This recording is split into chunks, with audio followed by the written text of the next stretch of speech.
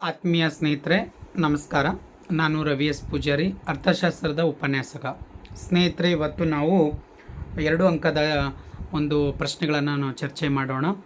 ಇಲ್ಲಿ chapter number ನಿಮಗೆ ಗೊತ್ತಿದೆ, ಪರಿಪೂರ್ಣ ಪೈಪೋಟಿ ಮಾರುಕಟ್ಟೆ ಅಂತ. ಸೊ ಇಲ್ಲಿ 2 ಅಂಕದ ಬರುವಂಥ 2 ಪ್ರಶ್ನೆಗಳು ನಿಮಗೆ ಎಕ್ಸಾಮಿಗೆ ಬರುವಂಥ ಸಾಧ್ಯತೆಗಳಿದೆ. ಸೊ ಹಾಗಾಗಿ ಈ ಒಂದು ಚಾಪ್ಟರ್ ಮತ್ತು ಮುಂದಿನ ಚಾಪ್ಟರ್ 5ನೇ ಚಾಪ್ಟರ್ಸು ನೀವು ಕಂಪಲ್ಸರಿ 2 ಅಂಕದ ಪ್ರಶ್ನೆ ಎಲ್ಲನೂ ಓದ್ಕೋಬೇಕಾಗತ್ತೆ. ಆಮೇಲೆ ಇಲ್ಲಿ ಚಾಪ್ಟರ್ ನಂಬರ್ ಯಾವ್ಯಾವು ನೀವು ಓದ್ಕೊಳ್ತೀರಾ ಅಂತಂದರೆ ಒಂದು ಸಲ ನಿಮ್ಗೆ ರಿಮೈಂಡ್ ಮಾಡ್ತೀನಿ ನಾನು. ಒಂದೇ ನಿಮಿಷ. ಓಕೆ, ಈ ಕಡೆ ತೊಗೋತಾ ಇದ್ದೀನಿ ನೋಡಿ ವಿದ್ಯಾರ್ಥಿಗಳೇ. ನಿಮಗೆ 2 ಅಂಕಕ್ಕೆಗೋಸ್ಕರ ಚಾಪ್ಟರ್ ನಂಬರ್ 2 ಓದ್ಕೊಳ್ಳಿ.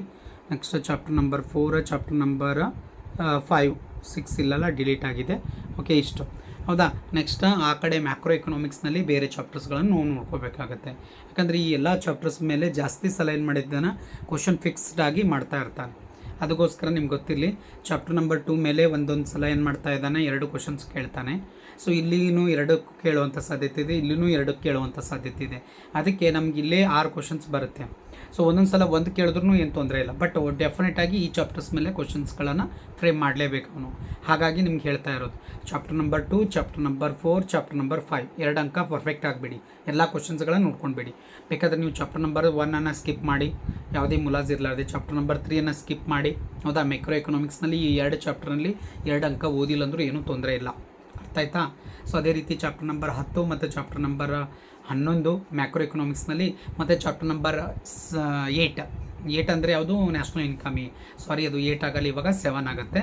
ಸೊ ಒಂದು ಆಲ್ರೆಡಿ ಡಿಲೀಟ್ ಆಗಿದೆಯಲ್ಲ, ಅದಕ್ಕೋಸ್ಕರ. ಸೊ ಹಾಗಾದರೆ ಟೋಟಲ್ಲ ನಿಮಗೆ 5 ರಿಂದ 6 ಚಾಪ್ಟರ್ಸನ್ನು ನೀವು 2 ಅಂಕದ ಪ್ರಶ್ನೆಗಳನ್ನು ನೋಡಿಕೊಂಡ್ರೆ ಸಾಕಾಗುತ್ತೆ. ನಿಮಗೆ ಸಫಿಸೆಂಟಾಗಿ ನಿಮಗೆ ಮಾರ್ಕ್ಸ್ಗಳು ಕವರ್ ಆಗುತ್ತೆ ವಿದ್ಯಾರ್ಥಿಗಳೇ. ಇರಲಿ, ಈ ಚಾಪ್ಟರ್ನಲ್ಲಿ ಈ ಪ್ರಶ್ನೆಗಳು ಟೋಟಲ್ ಎಷ್ಟಿದೆ ಅಂತ ನೋಡೋಣ. ಇಲ್ಲಿ ನಿಮಗೆ ಇರೋದು 5 ಪ್ರಶ್ನೆಗಳಿದೆ ವಿದ್ಯಾರ್ಥಿಗಳೇ. 5ರಲ್ಲಿ 2 ಭಾಳ ಇಂಪಾರ್ಟೆಂಟ್ ಆಗಿರುವಂಥದ್ದು, 2 ಕ್ವಶನ್ಸ್ ಡೆಫಿನೆಟಾಗಿ ಕೇಳ್ತಾನೆ. ಒಂದು ಸಲ ನಿಮಗೆ ನನ್ನ ಎಕನಾಮಿಕ್ಸ್ ಯೂಟ್ಯೂಬ್ ಚಾನಲ್ಸ್ ನಿಮ್ಗೆ ಗೊತ್ತಿದೆ, ಎಕನಾಮಿಕ್ಸ್ ರವಿ 1776 ಅಂತ. ದಯವಿಟ್ಟು ಯಾರಾದರೂ ಫಸ್ಟ್ ಟೈಮ್ ನೋಡ್ತಾ ಇದ್ದರೆ ಸಬ್ಸ್ಕ್ರೈಬ್ ಆಗಿರಿ, ಮತ್ತು ಆಮೇಲೆ ಎಲ್ಲರಿಗೂ ಕೂಡ ಶೇರ್ ಮಾಡಿ ವಿದ್ಯಾರ್ಥಿಗಳೇ. ಅದಕ್ಕೆ ನಾನು ಇವಾಗ ಕಂಟೆಂಟಿಗೆ ಮೂವ್ ಆಗ್ತೀನಿ. ಇಲ್ಲಿ ನೋಡಿ, ಮೊದಲನೇ ಪ್ರಶ್ನೆ ಏನಿದೆ ಅಂತ ನಾವು ನೋಡೋಣ. ಓಕೆ, ಪ್ರಶ್ನೆ ಸಂಖ್ಯೆ 1. ಒಂದೇ ನಿಮಿಷ, ಇಲ್ಲಿ ಏನಾಗಿದೆ ನೋಡಿ, ಪ್ರಶ್ನೆ ಕ್ಲಿಯರಾಗಿ ಕಾಣಿಸ್ತಾ ಇಲ್ಲ. ಎಸ್, ಇಲ್ಲಿಗೆ ಬಂತು ನೋಡಿ. ಇವಾಗ ನೋಡಿ, ಈ ಪ್ರಶ್ನೆ ಏನಿದೆ ಇಲ್ಲಿಂದ ನಾನು ಮಾರ್ಕ್ ಮಾಡ್ಕೊಳ್ತಾ ಇದ್ದೀನಿ. ಓಕೆ ಸ್ನೇಹಿತರೆ, ನೋಡಿ, ಪರಿಪೂರ್ಣ ಪೈಪೋಟಿ ಮಾರುಕಟ್ಟೆಯಲ್ಲಿ ಒಂದು ಉದ್ಯಮ ಘಟಕ ಒಂದು ಲಾಭವನ್ನು, ಹೌದಾ, ಘಟಕ ಒಂದು ಲಾಭವನ್ನು ಗಳಿಸಲು ಅಗತ್ಯವಿರುವ ಷರತ್ತುಗಳು ಏನು ಅಂತ. ಆಲ್ರೆಡಿ ನಿಮ್ಗೆ ಗೊತ್ತಿದೆ, ಬೆಲೆ ಸಮವಾಗಿದೆ MC ಅಂತ, ಸೀಮಾಂತ ವೆಚ್ಚ ಅಂತ. ಅದಕ್ಕೆ ಶಾರ್ಟ್ ಆಗಿ ತೊಗೊಂಡಿರೋದು P = MC ಅಂತ.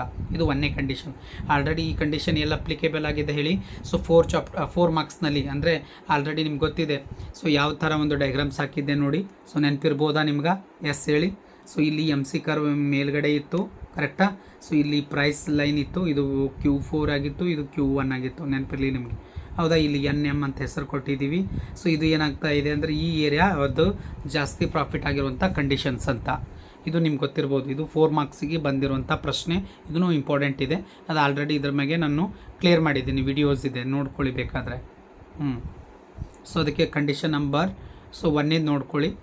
P = MC ಅಂತ. ಮತ್ತು 2ನೇ ಕಂಡೀಷನ್ ನೋಡಿರಿ, MCಯು Q0ನಲ್ಲಿ ಇಳಿಕೆ ಆಗುವುದಿಲ್ಲ. ಅಂದರೆ Q1 ಈ ಸೈಡಿಗೆ ಬಂದಿತ್ತಲ್ಲ, ಅದಕ್ಕಿಂತ ಕಡಿಮೆ ಮಾಡಿದ್ರೆ ಅಲ್ಲಿ ಏನಾಗ್ತಾ ಇದೆ, ಮಾರ್ಜಿನಲ್ ಕಾಸ್ಟು ಅದು ಇಳಿಕೆ ಆಗೋದಿಲ್ಲ, ಅಲ್ಲಿಗೆ ಲಾಸ್ಟ್ ಅದು ಎಂಡ್ ಆಗುತ್ತೆ ಅಂತ. ನೆಕ್ಸ್ಟ್ C ಆಪ್ಷನ್ಸು ನೀವು ಬರಿಬೋದು, ಬಿಡ್ಬೋದು, ಬಟ್ ಇದು ಗೊತ್ತಿಲ್ಲ ಅಂತೇಳಿ ತೊಗೊಂಡಿದ್ದೀನಿ. ಉದ್ಯಮ ಘಟಕ ಉತ್ಪಾದನೆಯನ್ನು ಮುಂದುವರಿಸಬೇಕಾದರೆ ಅಲ್ಪಾವಧಿಯಲ್ಲಿ ಬೆಲೆ ಸರಾಸರಿ ಬದಲಾಗುವ ವೆಚ್ಚಕ್ಕಿಂತ ಅಂದರೆ AVCಗಿಂತ ಹೆಚ್ಚಾಗಿರಬೇಕು. P > AVC. ದೀರ್ಘಾವಧಿ ಬೆಲೆಯು ಸರಾಸರಿ ವೆಚ್ಚಕ್ಕಿಂತ ಹೆಚ್ಚಾಗಿರಬೇಕು, P > AC ಅಂತ. ಹೌದಾ, ಇವು ಕಂಡೀಷನ್ಸು 3ನೇ ಕಂಡೀಷನಲ್ಲಿ ಬರೋದು. ಈ ಕಂಡೀಷನ್ ಅಪ್ಲಿಕೇಬಲ್ ಆಗಿಲ್ಲ ಅಂದರೆ ಮುಂದೆ ಆ ಒಂದು ಕಂಪನಿಗೆ ಲಾಸ್ ಆಗುವಂಥ ಸಾಧ್ಯತೆ ಇರುತ್ತೆ. ಹಾಗೆ ಮುಂದುವರಿತಂದರೆ ಅದು ಮುಂದೆ ನಿಮ್ಗೆ ಎಲ್ಲಿಗೆ ಹೋಗುತ್ತೆ, ಅದು ಶಟ್ ಡೌನ್ ಪಾಯಿಂಟಿಗೆ ಹೋಗುತ್ತೆ. ಹೌದಾ, ಮುಚ್ಚುವ ಬಿಂದು ಅಂತ, ಸ್ಥಗಿತತೆಯ ಬಿಂದು ಅಂತ. ಅದನ್ನು ಕೂಡ ಪ್ರಶ್ನೆ ಇದೆ. 2ನೇ ಪ್ರಶ್ನೆ ಅದೇ ಇದೆ ನೋಡಿ ವಿದ್ಯಾರ್ಥಿಗಳೇ. ಎಸ್, ನೋಡಿ ಇಲ್ಲಿ.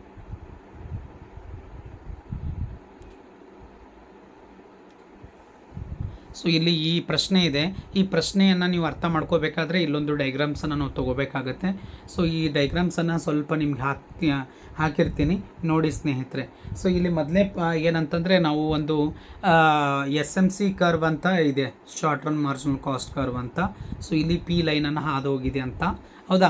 ಸೊ ಅದಕ್ಕೆ ಇಲ್ಲಿ ಏನಾಗ್ತಾ ಇದೆ ಅಂದರೆ SMC ಕರ್ವ ಇಲ್ಲಿ P1 ಅಂತ ನಾವು ಕರೆಯೋಣ.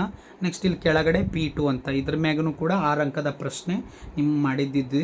ಈ ಕಂಡೀಷನ್ ನಂಬರ್ 1 ಕಂಡೀಷನ್ ನಂಬರ್ 2 ಅಂತೇಳಿ ಹಾಕಿದ್ದಿದೆ, ನೋಡ್ಕೊಳ್ಳಿ.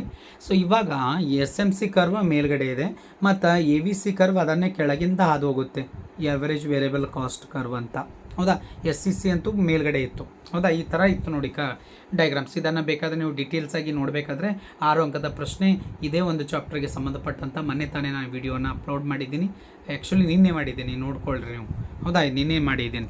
ಸೊ ಅದನ್ನು ನೋಡ್ಕೊಳ್ಳಿ, ಅದರಲ್ಲಿ ನಿಮಗೆ ಡೀಟೇಲ್ಸ್ ಆಗಿ ಸಿಗುತ್ತೆ.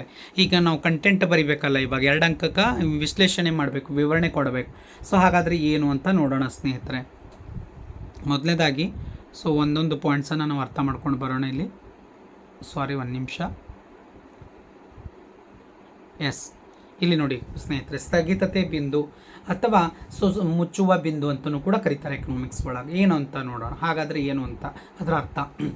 ಉದ್ಯಮ ಘಟಕವು ಉತ್ಪಾದನೆಯನ್ನು ಬೆಲೆಯು AVCಗಿಂತ ಹೆಚ್ಚಾಗುವವರೆಗೂ ನೋಡ್ರಿ. ಸೊ ಹೆಚ್ಚಾಗುವವರೆಗೂ ಅಥವಾ AVC ಕನಿಷ್ಠ ಬಿಂದುವಿಗೆ ಸಮವಾಗುವವರೆಗೂ ಮುಂದುವರಿಸುತ್ತದೆ. ಸೊ ಹೌದಾ. ಸೊ ಯಾಕಂತಂದರೆ ಒಂದು ಆ ಬೆಲೆ ಏನಿದೆಯಲ್ಲ P1 ಅಂತ, ಆ P1 ಇರುವವರೆಗೂ ಅದನ್ನು ಇದು ಮಾಡುತ್ತೆ. ಅದಕ್ಕಿಂತಲೂ ಒಂದು ವೇಳೆ ಜಾಸ್ತಿ ಏನಾದರೂ AVC ಆಗ್ತಿತ್ತು ಅಂದರೆ ಎವರೇಜ್ ಕಾಸ್ಟ್ ವೇರಿಯಬಲ್ ಕಾಸ್ಟ್, ಅವಾಗ ಅದು ತಡೆ ಹಿಡಿಬೇಕಾಗತ್ತೆ, ಹೌದಾ. ಸೊ ಒಂದು ವೇಳೆ ಅದು ತಡೆ ಹಿಡಿಲಿಲ್ಲ ಅಂದರೆ ಮುಂದೆ ಅದು ಏನಾಗುತ್ತೆ ನೋಡಿ. ಸೊ AVC ಕನಿಷ್ಠ ಬಿಂದುವಿನ ಕೆಳ ಬಿಂದುಗಳಲ್ಲಿ ಯಾವುದೇ ಉತ್ಪಾದನೆ ಇರುವುದಿಲ್ಲ. ಒಂದು ವೇಳೆ ಉತ್ಪಾದನೆ ಮಾಡಿತಂದರೆ ಅದು ಮುಂದಿನ ಹಂತದಲ್ಲಿ ಅದೇನಾಗುತ್ತೆ ಅಂತಂದರೆ ಒಂದು ಡೇಂಜರ್ ಝೋನಿಗೆ ಹೋಗುವಂಥ ಸಾಧ್ಯತೆ ಇರುತ್ತೆ. ಏಕೆಂದರೆ SMC ರೇಖೆಯು AVC ರೇಖೆಯನ್ನು ಅದರ ಕನಿಷ್ಠ ಬಿಂದುವಿನಲ್ಲಿ ಸಂಧಿಸುತ್ತದೆ, ಹೌದಾ. ಆ ಕನಿಷ್ಠ ಬಿಂದು ಅಂದರೆ ಸೊ ಅಲ್ಲಿ AVC ಮತ್ತು SMC ಕರ್ವ್ ಎರಡೂ ಕೂಡ ಟಚ್ ಆಗ್ಬೋದು, ಅಲ್ಲಿವರೆಗೆ ಅದು ಉತ್ಪಾದನೆ ಮಾಡುತ್ತೆ. ಅದಾದ ನಂತರ ಬೆಲೆಗಿಂತ ಕಡಿಮೆ ಏನಾದರೂ, ಸೊ ಬೆಲೆ ಕಡಿಮೆ ಆಯಿತು ಮತ್ತು AVC ಕರ್ವ್ ಏನಾದರೂ ಮೇಲ್ಗಡೆ ಬಂತು ಅಂತಂದರೆ ಯಾವ ಥರ ಅಂತಂದರೆ ಇಲ್ಲಿ ನೋಡಿರಿ, ಇಲ್ಲಿ ಸೊ ರೆಡ್ ಕಲರಿಂದ ಒಂದು ಡೈಗ್ರಾಮ್ಸ್ ನಿಮ್ಗೆ ಹಾಕಿದೆಯಲ್ಲ, ಅದೇ ಈ ಥರ. ಸೊ ಇಲ್ಲಿ ಇದು ಒಂದು ಕರ್ವ್ ಇದೆಯಲ್ಲ, ಸೊ ಈ ಪ್ರೈಸ್ ಅದ, ಇದು P1 ಅದ, ಇದು P2 ಅಂತ ನಾವು ಊಹೆ ಮಾಡ್ಕೊಳ್ತಾ ಇದ್ದೀವಿ. ಒಂದು ವೇಳೆ ಬೆಲೆಗಿಂತಲೂ ಏನಾದರೂ AVC ಇದು SMC ಕರ್ವ್ ರೀ, ಹೌದಾ. SMC ಕರ್ವ್, ಇಲ್ಲಿ SMC ಕರ್ವ್ ಕನ್ಸಿಡರ್ ಮಾಡೋಕ್ಕಾಗಲ್ಲ. ಇದು ಏನಂದರೆ AVC curve, AVC average variable cost curve, ಹೌದಾ.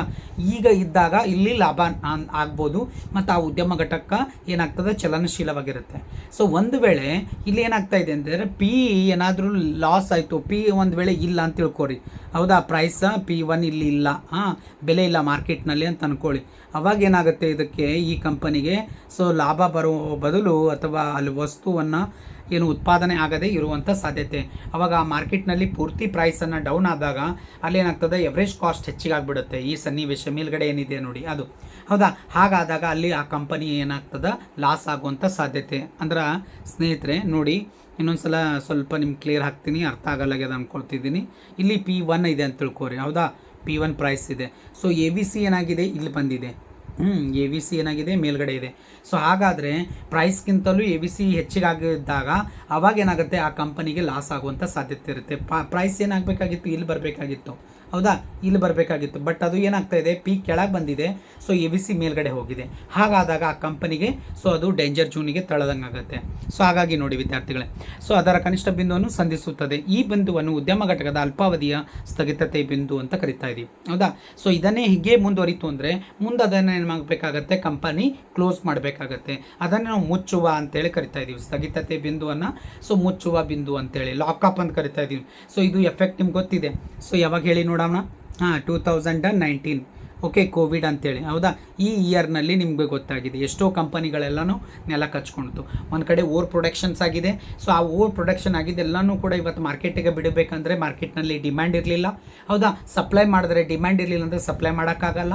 ಸೊ ಅದಕ್ಕೋಸ್ಕರ ಆ ಒಂದು ಸಂದರ್ಭದಲ್ಲಿ ಸೊ ಎಲ್ಲ ಕಂಪನಿಗಳನ್ನು ತನ್ನ ಒಂದು ಉತ್ಪಾದನೆಯನ್ನು ನಿಲ್ಲಿಸುತ್ತೆ ಅಂತಂದರೆ ಸೊ ಎಲ್ಲ ಒಂದು ಕಾರ್ಮಿಕರನ್ನು, ತನ್ನಲ್ಲಿರುವಂಥ ಕಾರ್ಮಿಕರನ್ನು ತನ್ನ ಮನೆಗೆ ಕಳಿಸ್ಬೇಕಾಗತ್ತೆ.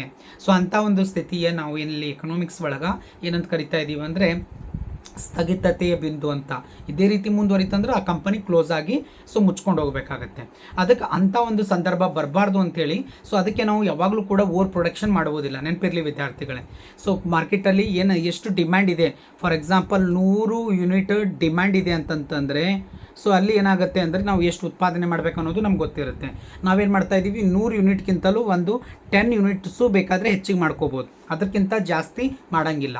ಸೊ ಒಂದು ವೇಳೆ ಮಾಡಿದ್ರೆ ಸೊ ಅದು ಏನಾಗುತ್ತೆ, ಸ್ಟಾಕ್ ಹೆಚ್ಚಿಗೆ ಉಳಿತೆ. ಹೌದಾ, ಮುಂದಿನ ದಿನದಲ್ಲಿ ಅದು ನಮಗೆ ರಿಸ್ಕ್ ಆಗುವಂಥ ಸಾಧ್ಯತೆ ಇದೆ. ಅದಕ್ಕೋಸ್ಕರ ಆ ಒಂದು ಕಂಡೀಷನ್ಗೋಸ್ಕರ ನಾವು ಯಾವುದೇ ರೀತಿಯಾದಂಥ ರಿಸ್ಕನ್ನು ತೊಗೊಳಕ್ಕೆ ಇಷ್ಟಪಡುವುದಿಲ್ಲ. ಹಾಗಾಗಿ ಈ ಕಾನ್ಸೆಪ್ಟ್ ಭಾಳ ಇಂಪಾರ್ಟೆಂಟ್ ವಿದ್ಯಾರ್ಥಿಗಳೇ. ಸೊ ಇಂಥ ಕ್ವಶನ್ಸೇ ನಮ್ಗೆ ಏನು ಮಾಡ್ತಾನೆ, ಎಕ್ಸಾಂಪಲ್ ಆಗಿ ಅಥವಾ ಪ್ರಶ್ನೆ ಮಾಡ್ತಾನೆ, ಅದಕ್ಕೆ ನಮ್ಗೆ ಗೊತ್ತಿರಲಿ. ನೆಕ್ಸ್ಟ್ ಒನ್ ಹೋಗೋಣ ಸ್ನೇಹಿತರೆ. ಸೊ ಇದು ಸದಾವಕಾಶ ವೆಚ್ಚ ಅಂತೇಳಿ. ಸೊ ಇದೂ ಕೂಡ ಏನು ಮಾಡಿದ್ದಾನೆ, ಕ್ವಶನ್ಸಲ್ಲಿ ಫ್ರೇಮ್ ಮಾಡಿದ್ದಾನೆ. ಇದು ಆ್ಯಕ್ಚುಲಿ 2 ಕಡೆ ಕ್ವಶನ್ಸ್ ಬಂದಿದೆ. ಹೌದಾ, ಚಾಪ್ಟರ್ ನಂಬರ್ 1ನಲ್ಲಿ ಕೂಡ ಬಂದಿದೆ ಮತ್ತು ಇಲ್ಲೂ ಕೂಡ ಇದೆ, ನೋಡ್ಕೊಳ್ಳಿ. ಅಲ್ಲಿ ಒಂದು ಭೂಮಿಗೆ ಸಂಬಂಧಪಟ್ಟಂತೆ PPCಯನ್ನು ಎಕ್ಸ್ಪ್ಲೇನ್ ಮಾಡಬೇಕಾದ್ರೆ ನಾವು ಅಲ್ಲಿ ತೊಗೊಂಡಿರ್ತೀವಿ. ಹೌದಾ, ಸದಾವಕಾಶ ವೆಚ್ಚ ಅಂತೇಳಿ. ಬಟ್ ಇಲ್ಲಿ ವಿತ್ ಎಕ್ಸಾಂಪಲ್ಸ್ ಅನ್ನೋದು ನಾವು ತೊಗೊಂಡಿದ್ದೀವಿ. ಅದನ್ನು ನೀವು ಯಾವುದಾದ್ರೂ ಒಂದನ್ನು ಬರೀರಿ ವಿದ್ಯಾರ್ಥಿಗಳು. ಇಲ್ಲಿ ನೋಡಿ, ನಿಮ್ಗೆ ನೋಡ್ಲಿಕ್ಕೆ ಲೆದ್ದಿ ಅನಿಸ್ಬೋದು, ಬಟ್ ಇದ್ರೊಳಗೆ ಏನೂ ಇಲ್ಲ, ಸಿಂಪಲ್ ಇದೆ. ಹೌದಾ, ಸೊ ಮೊದಲ ಸದಾವಕಾಶ ವೆಚ್ಚದ ಅರ್ಥವನ್ನು ಮತ್ತು ಉದಾಹರಣೆ ಸಹಿತ ಬರೀರಿ ಅಂತಿದೆ. ಸೊ ಹಾಗಾದರೆ ಇಲ್ಲಿ ಏನಾದಂತ ನೋಡೋಣ. ಒಂದು ಸರಕನ್ನು ಉತ್ಪಾದಿಸಲು ತ್ಯಾಗ ಮಾಡಲಾದ ಆನಂತರ ಉತ್ತಮ ಬದಲಿ ಸರಕಿನ ವೆಚ್ಚವನ್ನು ಸದಾವಕಾಶ ವೆಚ್ಚ ಎನ್ನುತ್ತೇವೆ. ಅಥವಾ ಅದನ್ನು ಸೊ ಸದಾವಕಾಶ ವೆಚ್ಚದ ಅವಕಾಶ ಅಥವಾ ವ್ಯಾಖ್ಯಾನ ಅಂತ ಕರಿತಾ ಇದ್ದೀವಿ. ಅಂದರೆ ಏನ್ರಿ, ಸೊ ಒಬ್ಬ ವ್ಯಕ್ತಿ ಇದ್ದಾನಂತ ತಿಳ್ಕೊರಿ, ಅವನ ಹತ್ರ ಭೂಮಿ ಕಾನ್ಸ್ಟೆಂಟ್ ಆಗಿದೆ. ಹೌದಾ, ಆ ಕಾನ್ಸ್ಟೆಂಟಲ್ಲಿ ಒಂದಿಷ್ಟು ಏನು ಮಾಡ್ತಾ ಇದ್ದಾನೆ, 2 ವಸ್ತುಗಳನ್ನು ಉತ್ಪಾದನೆ ಮಾಡ್ಬೋದು. ಒಂದು ರೈಸನ್ನು ಉತ್ಪಾದನೆ ಮಾಡ್ಬೋದು, ಇನ್ನೊಂದು ವೀಟನ್ನು ಉತ್ಪಾದನೆ ಮಾಡ್ಬೋದು. ಅಂದರೆ ಅಕ್ಕಿ ಮತ್ತು ಭತ್ತನ ಉತ್ಪಾದನೆ ಮಾಡ್ಬೋದು. ಈ ಅಕ್ಕಿ ಒಂದು ವೇಳೆ ಉತ್ಪಾದನೆ ಮಾಡಿದ್ರೆ ಸೊ ಅವನಿಗೆ ಒಂದು 40,000 ಏನಾಗುತ್ತೆ ಅಂತಂದರೆ ಅವನಿಗೆ ವರಮಾನ ಬರುತ್ತೆ, ಅದರಿಂದ ಬರುವಂಥ ಸಾಧ್ಯತೆ ಇರುತ್ತೆ. ಹೌದಾ, ಸೊ ಅದೇ ಥರ ಸೊ ಒಂದು ವೇಳೆ ಅಕ್ಕಿಯನ್ನು ಬಿಟ್ಟು ಮತ್ತು ಬೇರೆ ಗೋಧಿ ಅಂತಂದರೆ ಯಾವುದು, ವೀಟ, ಸೊ ಅದನ್ನು ಉತ್ಪಾದನೆ ಮಾಡಿದ್ರೆ ಅದರಿಂದ ಏನು ಬರ್ಬೋದು ಅಂತಂದರೆ ಅವನಿಗೆ ಒಂದು 35,000 ಬರುವಂಥ ಸಾಧ್ಯತೆ ಇರುತ್ತೆ. ಹಾಗಾದರೆ ಸೊ ಈ ಒಂದು ಸಂದರ್ಭದಲ್ಲಿ ಅವ ಯಾವುದನ್ನು ಡಿಸಿಷನ್ ತಗೋತಾನೆ ಹೇಳಿ ನೋಡೋಣ ನೀವೇ. ಎಸ್, ಸೊ ಅವಾಗ ಏನು ಮಾಡ್ತಾ ಇದ್ದಾನೆ ಅಂದರೆ ಸೊ 35,000 ಬರುವಂಥ ಒಂದು ಇದನ್ನು ಏನು ಮಾಡ್ತಾ ಇದ್ದಾನ ಬಿಟ್ಟು ಸೊ ಅಲ್ಲಿ ಏನು ಮಾಡ್ತಾ ಇದ್ದಾನ, ಸೊ ಯಾವುದು ಆಯ್ಕೆ ಮಾಡ್ಕೊಳ್ತಾ ಇದ್ದಾನ, 45 ಬರುವಂಥ ಒಂದು ಇದನ್ನು ಕಾರ್ಪ್ ಕೊಡುವಂಥದ್ದು, ಅದನ್ನು ಉತ್ಪಾದನೆಗೆ ಬಳಸ್ಕೊಳ್ತಾನೆ. ಯಾಕಂದರೆ ಅವನಿಗೆ ಅದರಿಂದ 5,000 ಹೆಚ್ಚಿಗೆ ಬರುವಂಥ ಸಾಧ್ಯತೆ ಇದೆ. ಹಾಗಾಗಿ ಅವ ಅದ್ರ ಮೇಲೆ ಹೋಗ್ತಾನೆ. ಆ ಹೋಗುವಂಥ ಸಂದರ್ಭದಲ್ಲಿ ಅವ ಏನು ಮಾಡ್ತಾ ಇದ್ದಾನ, ಸೊ ಮೊದಲಿನ ಒಂದು ಆದ್ಯತೆಯನ್ನು ಕೊಟ್ಟಿದ್ದೇನು ಅದು ಕೈ ಬಿಡಬೇಕಾಗತ್ತೆ ಅಲ್ಲ, ಅದನ್ನು ತ್ಯಾಗ ಮಾಡಬೇಕಾಗತ್ತೆ ಅಲ್ಲ, ಅದಕ್ಕೋಸ್ಕರ ಅದನ್ನು ನಾವು ಏನು ಕರಿತಾ ಇದ್ದೀವಿ ಇಲ್ಲಿ, ಸೊ ಸದಾವಕಾಶದ ವೆಚ್ಚ ಅಂತೇಳಿ ನಾವು ಅದನ್ನು ಕರಿತೀವಿ ವಿದ್ಯಾರ್ಥಿಗಳು. ಸಿಂಪಲ್ ಇದೆ. ಈಗ ಇನ್ನೊಂದು ಉದಾಹರಣೆ ಕೊಡ್ತೀನಿ ನೋಡಿ, ಜನರಲ್ ಆಗಿರುವಂಥದ್ದು ಉದಾಹರಣೆ. ಇವಾಗ ನೀವು ಸೊ ನಿಮ್ಗೊಂದು ಅಬ್ಜೆಕ್ಟ್ ಇದೆ. ಅಬ್ಜೆಕ್ಟ್ ಅಂದರೆ ನಿಮ್ಮದು ಒಂದು ಏನಂತಂದರೆ ಸೊ ಏಮ್ ಇದೆ, ಗುರಿ ಇದೆ. ಆ ಗುರಿಯನ್ನು ಮುಟ್ಟಬೇಕಾದ್ರೆ ನೀವು ಎಷ್ಟೋ ಕಷ್ಟಗಳನ್ನು ಇವತ್ತು ಸಕ್ರಿಫೈಸ್ ಮಾಡಬೇಕಾಗತ್ತೆ. ಹೌದಾ, ಸೊ ಯಾಕಂತಂದರೆ ನಿಮಗೆ ಗೊತ್ತಿದೆ, ಸೊ ಮೊದಲನೇ ಟಾಸ್ಕ್ ಅನ್ನುವಂಥದ್ದು ಬೆಳಗ್ಗೆ ನಮ್ಗೆ ಏಳುವಂಥದ್ದು, ಕರೆಕ್ಟಾಗಿ 5:05 ನಾವು ಏಳುವಂಥದ್ದು ಒಂದು ಚಾಲೆಂಜ್. ಆನಂತರ ನೆಕ್ಸ್ಟ್ ಏನಂತಂದರೆ ಅದನ್ನು ಕರೆಕ್ಟಾಗಿ ಪ್ರಾಪರಾಗಿ ಚಾನಲೈಸ್ ಮಾಡುವಂಥದ್ದು. ಹೌದಾ, ಸೊ ದೈಹಿಕ ಮತ್ತು ಮಾನಸಿಕವಾಗಿ ಸದೃಢವಾಗಿ ನಮ್ಮ ಒಂದು ಅನ್ಕೊಂಡಿದ್ದು ನಾವು ಅವತ್ತೇ ಮುಗಿಸುವಂಥದ್ದು. ಹೌದಾ, ಸೊ ಇವೆಲ್ಲನೂ ಕೂಡ ಸೊ ಯಾವುದೇ ರೀತಿಯಂಥ ನಿಮ್ಮ ಬಾಹ್ಯವಾದಂಥ ಒಂದು ಮಲ್ಟಿಮೀಡಿಯಾಸ್ ಇದೆ, ನಿಮ್ಮ ಫ್ರೆಂಡ್ ಸರ್ಕಲ್ ಇದೆ. ಹೌದಾ, ಸೊ ಬೇರೆ ಎಲ್ಲನೂ ಕೂಡ ನಿಮ್ಗೆ ಜಾಸ್ತಿ ಅಟ್ರ್ಯಾಕ್ಟ್ ಮಾಡಿರುತ್ತೆ, ಎಡಿಕ್ಷನ್ಸ್ ಇರುತ್ತೆ. ಆ ಎಡಿಕ್ಷನ್ಸನ್ನು ಬಿಟ್ಟು ಅಲ್ಲೇನೆ ಸಕ್ರಿಫೈಸ್ ಮಾಡಿ ನೀವು ಇದಕ್ಕೆ ಟೈಮ್ ಕೊಡಬೇಕಾಗತ್ತೆ ವಿದ್ಯಾರ್ಥಿಗಳೇ. ಹೌದಾ, ಇವತ್ತು ನೀವು ಕಡಿಮೆ ಸಮಯದಲ್ಲಿ ಚೆನ್ನಾಗಿ ಇವುಗಳನ್ನೆಲ್ಲ ನೀವು ಯುಟಿಲೈಸ್ ಮಾಡ್ಕೊಂಡ್ರಿ ಅಂದರೆ, ಚೆನ್ನಾಗಿ ನೀವು ರೆಡಿ ಆದ್ರೆ ಅಂದರೆ ಮುಂದೊಂದು ದಿನ ನೀವು ದೊಡ್ಡ ಒಬ್ಬ ವ್ಯಕ್ತಿ ಆಗುತ್ತೀರಿ. ಹೌದಾ, ಅವಾಗ ಏನಾಗುತ್ತೆ ಅಂತಂದರೆ ಮುಂದೆ ಎಲ್ಲನೂ ಕೂಡ ನಿಮಗೆ ಸಾಕಷ್ಟು ಅನುಕೂಲಗಳು ನಿಮಗೆ ಸಿಗುವಂಥದ್ದು. ಅಂದರೆ ಮುಂದಿನ ಒಂದು ಉದ್ದೇಶಕ್ಕೋಸ್ಕರ ಕೆಲವು ನಮ್ಮ ಒಂದು ಆಸೆ ಆಕಾಂಕ್ಷೆಗಳನ್ನು ನಾವೇನು ಮಾಡಬೇಕಾಗತ್ತೆ ಅಂತಂದರೆ ಸಕ್ರಿಫೈಸ್ ಮಾಡಬೇಕಾಗತ್ತೆ, ತ್ಯಾಗ ಮಾಡಬೇಕಾಗತ್ತೆ. ಹೌದಾ, ಆ ತ್ಯಾಗ ಮಾಡುವ ಒಂದು ಭಾವನೆ ಏನಿದೆ ಇಲ್ಲಿ ಎಕನಾಮಿಕ್ಸ್ ಒಳಗೆ ನಾವು ಅದನ್ನು ಏನು ಬಳಸ್ತಾ ಇದ್ದೀವಿ, ವರ್ಡ್ ಅಂದರೆ ಸದಾವಕಾಶ ಅಂತೇಳಿ ನಾವು ಅದನ್ನು ಕರಿತೀವಿ. ಸ್ನೇಹಿತರೆ ನೋಡಿ, ಇಲ್ಲಿ ಒಂದು ಎಕ್ಸಾಂಪಲ್ ಅದನ್ನೇ ತೊಗೊಂಡಿದ್ದೀನಿ. ಇಲ್ಲಿ ನೋಡಿ, ಉದಾಹರಣೆಗೆ ಒಬ್ಬ ವ್ಯಕ್ತಿಯು 2 ಎಕರೆಗಳಷ್ಟು ಭೂಮಿ ಹೊಂದಿದ್ದು ಆ ಭೂಮಿಯಲ್ಲಿ ಭತ್ತ ಅಥವಾ ಗೋಧಿಯನ್ನು ಆತನು ಬೆಳೆಯಬಹುದು. ಹೌದಾ, 2 ಬೆಳಿಬೋದಮ್ಮ. ಸೊ ಭತ್ತವನ್ನು ಬೆಳೆದರೆ ಆತನು 40,000 ರೂಪಾಯಿ ಗಳಿಸುತ್ತಾನೆ. ಭತ್ತ ಬೆಳೆದರೆ ಎಷ್ಟು ಸಿಗ್ತಾ ಇದೆ ಅವನಿಗೆ, ರೈಸ, ಸೊ ಅಲ್ಲಿ 40,000 ಸಿಗುತ್ತೆ ಅಂತ ನೆನ್ಪಿಟ್ಕೊಳ್ಳಿ ವಿದ್ಯಾರ್ಥಿಗಳೇ. ಹೌದಾ, ಸೊ 40,000 ರೂಪಾಯಿ ಸಿಗುತ್ತೆ ಭತ್ತ ಬೆಳೆದರೆ, ರೈಸ್, ಕರೆಕ್ಟಾ. ಸೊ ಇಲ್ಲಿ 40 ಅಂತ ನೆನ್ಪಿಟ್ಕೊಳ್ಳೋಣ. ಸೊ ನೆಕ್ಸ್ಟ್ ನೋಡಿ, ಅದೇ ರೀತಿ ಗೋಧಿಯನ್ನು ಬೆಳೆದರೆ ಆತನು 35,000 ರೂಪಾಯಿಗಳನ್ನು ಗಳಿಸುತ್ತಾನೆ. ಅಂದರೆ ಗೋಧಿ ಅಂತ ಬೆಳೆದರೆ ಅವನಿಗೆ ಏನಂತಾರೆ, ವೀಟ್ ಅಂತ ಬೆಳೆದರೆ ಅವನಿಗೆ 35,000 ಸಿಗುತ್ತೆ. ಹೌದಾ 35.